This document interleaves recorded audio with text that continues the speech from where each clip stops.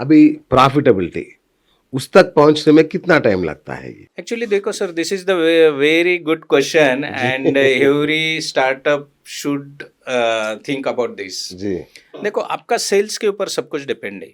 If you are course. Selling the beer minimum 2500 liter to 3000 liters, so your BEP break even point will come within 14 to 16 months.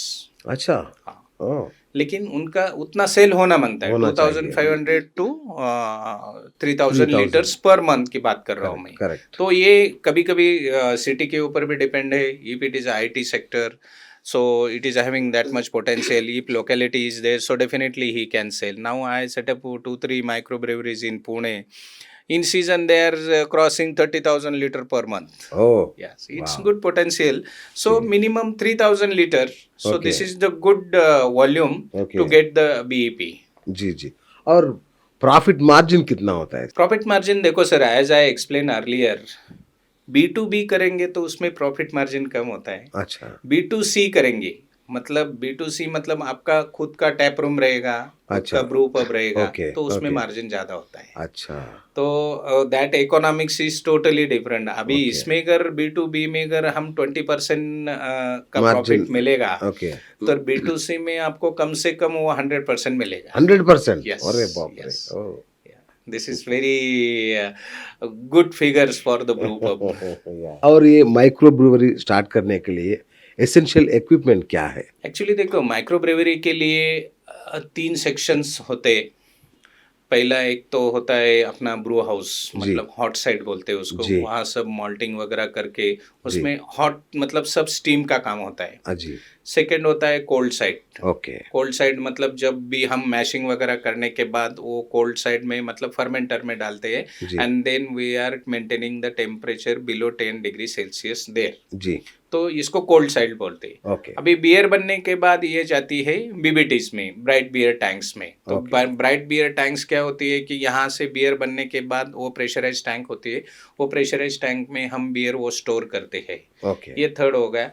Fourth is utilities. Utility में सब आपका chilling plant आ गया, RO plant आ गया और boiler आ गया. ये 4 sections are very important. Each and every brewery needs this 4 sections. जो आपका कंपनी है, आप है, सो इसमें से क्या क्या मिलता है आपके पास? एक्चुअली हम तो टन की सॉल्यूशंस देते हैं. अच्छा, टन की. टन की solution. I am not a consultant. I am a manufacturer of equipment. Yes, I know. But I am running my own microbrewery also, own winery also. That's why I know each and every economics behind this. Super. तो मैं खुद machinery बनाता हूँ. पूरा Okay. Ton की solutions मैं माइक्रोब्रेवरी का देता हूँ. अच्छा, आप मेंटर भी बनते हैं आप? Yes, yes. अरे, I'm वो ना giving बोले the तो- training also Oh, to the great. new entrepreneurs. अरे, They can wonderful. come down to my winery or my brewery. अच्छा. So I can train them and I can Nice. explain them how the process is how there. To run the show and actually. how to run the show. Beer बनाने का जो raw material रहते ना, malt वगैरह, वो सब कहाँ मिलते हैं सर?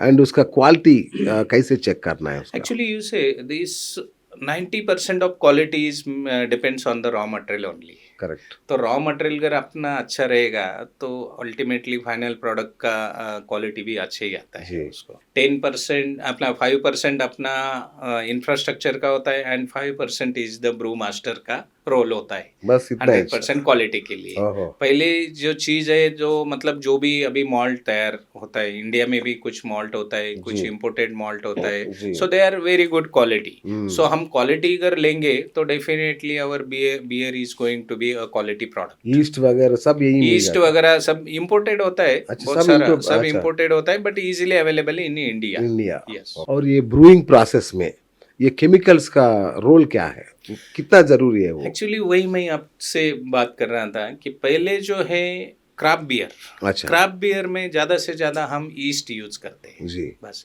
और नेचुरल फ्लेवर्स के लिए डायरेक्टली फ्रूट्स यूज करते हैं. अच्छा. तो इसमें कुछ भी केमिकल्स का एक्सेप्ट द सैनिटाइजेशन केमिकल. मतलब सैनिटाइजेशन मतलब जब भी टैंक्स वगैरह जो एम्प्टी होता है उसको सैनिटाइज करने के लिए बस. कोई कॉस्टिक और साइट्रिक, वही वो फूड ग्रेड का ही हम यूज करते हैं. बाकी बियर में केमिकल्स बिल्कुल यूज करते नहीं. अच्छा. And that is called as a craft beer.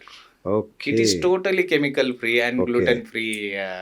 तो इसकी जरूरत नहीं है केमिकल्स का. केमिकल्स का नहीं, खाली ईस्ट लगता है उसको. सो आप एंड टू एंड वो जो सॉल्यूशन कैसे प्रोवाइड करते हैं सर वो पूरा? अभी देखो हमारे पास अगर कोई कस्टमर आया जी, तो पहले तो उनको we are not misleading him, जी, पहले उनको सब इकोनॉमिक्स बताते हैं, जी।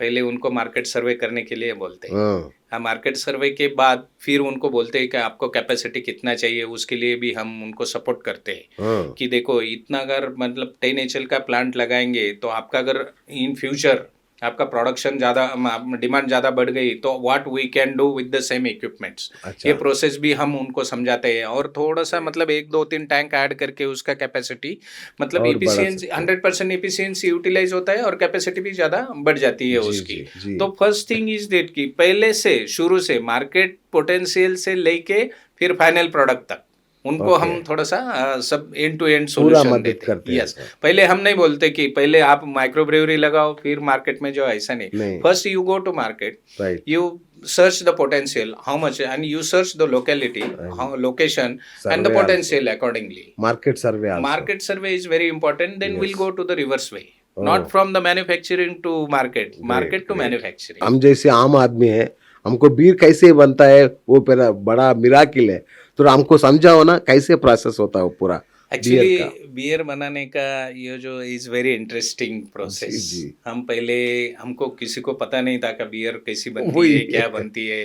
We are very much excited about the I know, process. Yes. ये वेरी सिंपल प्रोसेस है, अच्छा, लेकिन थोड़ा क्रिटिकल भी है। दोज जी। Who are technically sound they can manage, they can control everything. अच्छा, अच्छा। पहले जो होता है कि पहले माल्ट आता है अपना, जी, जो भी सपोज बेल्जियम मीट है जी। तो माल्टेड ही आता है वो। तो माल्ट को थोड़ा सा मतलब मील करना उसको, ओके, और उसका मील मतलब डायरेक्ट फ्लोर नहीं करने का, उसका चार मतलब it should be in pieces only. और वो जो मॉल्ट है वो जो मिलिंग किया हुआ वो हम मैशटन में डालते हैं, अच्छा। वो मैशिंग करते हैं उसमें जी, ऑलरेडी। जी। फिर ये मॉल्ट डालने के बाद मतलब मील्ड मील्ड वो डालने के बाद फिर उसमें हॉट वाटर डालते हैं। अच्छा, तो हॉट वाटर डालने के बाद वो प्रोपोर्शनेटली कैलकुलेशन करके हॉट वाटर डालने के बाद फिर उसको 3 घंटे तक उसको मैशिंग करते हैं। हुँ, 3 घंटा लगता है मैश टन में। हाँ, फिर पहले उसका टेम्परेचर रखते हैं 40 डिग्री, जी। फिर 50 डिग्री, फिर धीरे धीरे धीरे धीरे उसका टेम्परेचर बढ़ा के फिर 98 डिग्री तक लेके जाते सीरियस 98 डिग्रीज़ तक? 98 डिग्री तक लेके जाते हैं, लेकिन वो वेरी स्लोली स्लोली करना, अच्छा, अच्छा। तभी उसका सेक्रिफिकेशन अच्छा होता है। अच्छा, अच्छा, एक अच्छा। बार अगर ज्यादा टेम्परेचर दे दिया तो हाँ, उसका जो मॉल्ट है, मॉल्ट मतलब उसका पूरा छिड़ जाता। मतलब हार्शनेस आ जाती है अच्छा, उसको। अच्छा। तो धीरे धीरे धीरे धीरे उसको ये करने का टेम्परेचर टेम्परेचर बढ़ाने का बढ़ाने का अप टू 98 डिग्री। 98 डिग्री होने के बाद फिर उसको मैशिंग करते रहते हैं। हम ओके। तो since it is a craft beer, so हम मैन्युअली करते हैं, वुडन हाँ। का लकड़ी लेके उसको अच्छा, मैशिंग करते सीरियसली? ओहो! हैं। सीरियसली हम हाँ। उसका वो वुडन का लकड़ी लेके ट्रेडिशनल वे से बनाते अच्छा, हैं। अच्छा, तो ओके। वहाँ वोट तैयार होता है, तो वो वोट फिर सर्कुलेशन करते हैं। फिर ये 3 घंटा उसका ब्रिक्स मैच हो गया, ब्रिक्स मैच होने के बाद फिर उसको हम लॉटर टन में लेते हैं, अच्छा, वर्ल पुलिंग लेते हैं। तो वहाँ ओके। क्या होता है, वहाँ थोड़ा सा मिक्सिंग अच्छा होता है। अच्छा, एंड देयर अच्छा, we are adding the hops also. Okay. वहाँ हॉप्स फिर बॉयल केटल बोलते हैं उसको, हाँ, और ठीक। उसका बॉइलिंग फिर लेते हैं मतलब उसका बॉइलिंग करते हैं हम 95 डिग्री तक। मतलब यहाँ 98 डिग्री होता है, फिर बॉयल केटल में 95 90 डिग्री में। ओह! वहाँ कम से कम 30 मिनट्स 30-35 मिनट्स तक हम उसको बॉईल करते हैं। वो बॉईल करने के बाद उसका सब पैरामीटर चेक करने के बाद हम फर्मेंटर को लेते हैं। हुँ, now this is the very critical process. जी। Now this temperature is 95 degree and we need to pass the wort to the fermenter at 20 degree Celsius. हुँ, तो 95 टू 20 डिग्री मतलब ये जो भी 75 डिग्री का जो डिफरेंस है वो 1 पास में उसको कूल करते हैं। अरे! हाँ, हाँ, उसका जो है वो पीएचई से पास करके 1 पास में उसका फिर हम फर्मेंटेशन में 20 डिग्री में डालते हैं। फिर 20 डिग्री में डालने के बाद उसका टेम्परेचर कंट्रोल कर देने का और 10 दिन के लिए छोड़ देने का हो। अच्छा, 10 दिन में फिर ईस्ट वगैरह डालने के बाद 10 दिन उसका फर्मेंटेशन होता रहता है। और फर्मेंटेशन होने के बाद डेली उसका एनालिसिस करने का, उसका CO2 कितना जनरेट हो रहा है, उसका ब्रिक्स कितना, अल्कोहल परसेंटेज कितना आ रहा है, ये सब हम पैरामीटर्स उसको चेक करते हैं। हुँ, फिर लास्ट में 9 या 10 देखो हम उसको माइनस में लेके जाते हैं। जी। कोल्ड क्रैश बोलते हैं उसको। हाँ, हाँ। उसको 2-3 डिग्री में लेके जाने के बाद मतलब माइनस का ग्लाइकॉल देने का, मगर 2 डिग्री तक उसको फिर सेटल करते। सेटल करने के बाद नीचे से जो भी डेड ईस्ट है जी। वो ड्रेन कर देते। अच्छा। फिर उसको सेटल करते। सेटिंग करने के बाद उसको हम बीबीटी में लेते। This is the very simple. फिर बीबीटी से केक भर के फिर वाह! डिस्पेंसर को जाता है वो। Okay, okay. This is very interesting 98 process. 98 कहाँ है? माइनस डिग्री में हम माइनस लोग डिग्री पीते का, हैं अभी। यस वो बियर, यस वाओ! यस ठंडा यस। बियर राइट पीना है राइट, ना बियर ठंडा को। Beer, so that's why it is called as a chilled beer. Yes, yes, yes, wow! Yes. Nice.